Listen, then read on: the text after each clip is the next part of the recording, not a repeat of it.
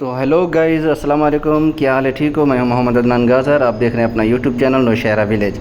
Guys, जो लोग गांव की शादियां, खूबसूरत विलेज मतलब होते हैं ना, जो देखना चाहते हैं ना कि गांव में लोग किस तरह शादियां करते हैं, किस हिसाब से करते हैं और क्या निज़ाम बना के करते हैं, तो आज ये वीडियो मैं आप भाइयों के पास शेयर कर रहा हूँ। ये देखें आप, सोचा एक शॉर्ट वीडियो बना के आप भाइयों को दिखा दूँ। ये देखें गोश्त, माशाल्लाह इसी तरह होती है, बिल्कुल सादगी वाला।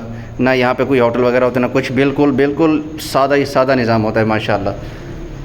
आपके सामने है, ये देखें आप, एक एक देख को मैंने कहा चेक कराऊँ गोश्त की है। और ये मटन है, मटन माशाल्लाह देख रहे हैं आप। ये पुलाव है, पुलाव जिसे हम लोग उर्दू में बिरयानी वगैरह कहते हैं ना, ये वही है। और यहाँ पे जो है ना, तंदूर नहीं है, बहुत बड़ा भट्ठा है, भट्ठा रोटी पकाने का। बस ये तैयार हो गया। अभी मुझे इसने बोला कि यार मेरे साथ पकड़ के थोड़ा सा उतरवा दो।